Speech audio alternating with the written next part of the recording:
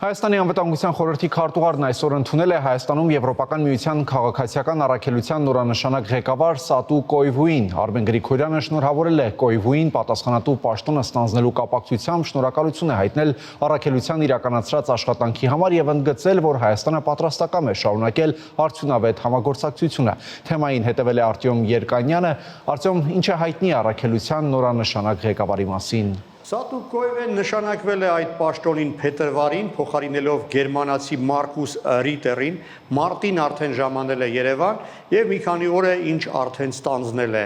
պաշտոնը, արդեն հասցրել է հանդիպել վարչապետի եւ նախագահի հետ, բայց այս դեպքում ավելի կարեւոր է հենց անվտանգության խորհրդի հետ համագործակցությունը, քանի որ հենց այդ կառույցի հետ է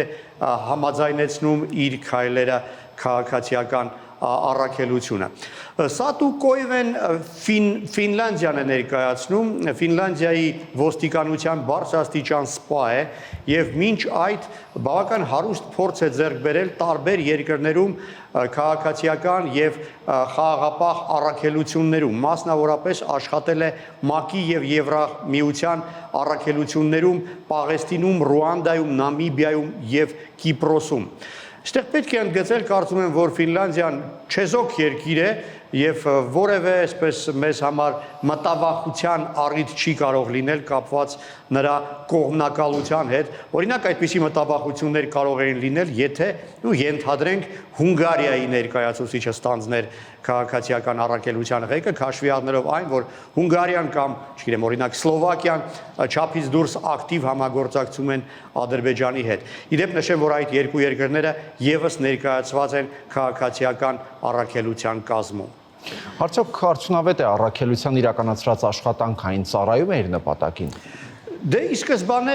պատկերացում է եղել, որ այդ առաքելությունը լինելու է Եվրամիության դեպքում որպես փափուկ ուժի գործիք տարածաշրջանում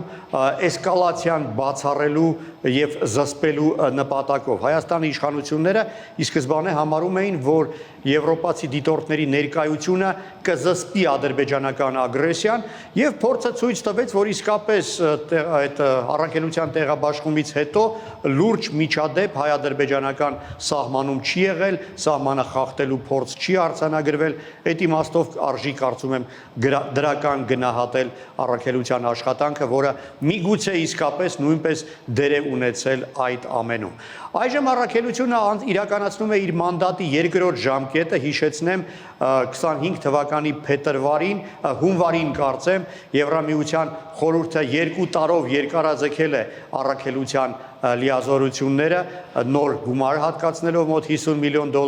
առաքելության աշխատանքը իրականացնելու համար եւ նաեւ առաքելության պերսոնալի թիվը ավելացնելով այժմ 225 աշխատակից կա այդ խմբի կազմում եւ խմբին սպասարկող։ Այս առաքելությունը կմնա Հայաստանում առնվազն մինչև խաղաղ համաձայնագրի կնքումը եւ Հայաստանի մոտեցումը հետեւյալն է, որ առաքելությունը պետք է մնա հայ-ադրբեջանական սահմանին ոչ միայն խաղաղ համաձայնագրի կնքումից հետո, այլ նաեւ այնքան ժամանակ, մինչ քանի դեռ այդ համաձայնագիրը չի վավերացրել երկու երկրների խորհրդարանների կողմից եւ չի ընդունել փաստորեն իրավական ուժ չի ստացել վերջնականապես։ Արտյոմ, այսինքն խաղաղ համաձայնագրի ուժի մեջ մտնելուց հետո առաքելությունը կմնա Հայաստանում։ Հայաստանի մոտեցումը հետևյալն է, որ առաքելությունը պետք է մնա Հայաստանում նաև խաղաղ համաձայնագրի կնքումից հետո։ Ադրբեջանը եւ Ռուսաստանը սկզբունքորեն դեմ են, ավելին Ադրբեջանը նույնիսկ համարում է, որ այդ առաքելության երկրորդ ժամկետն է անօրինական, քանի որ պարզվում է Ադրբեջանից թույլտվություն չի խնդրել Եվրամիությունը։ Թե ինչու պետք է խնդրեր, եթե առաքելությունը Հայաստանում է տեղաբաշխված, դա արդեն այլ հարց է։ Բաքվում անգամ մեղադրում էին առաքելությանը լրտեսության մեջ։ Դա պարզապես փորձ էր վարկաբեկելու իհարկե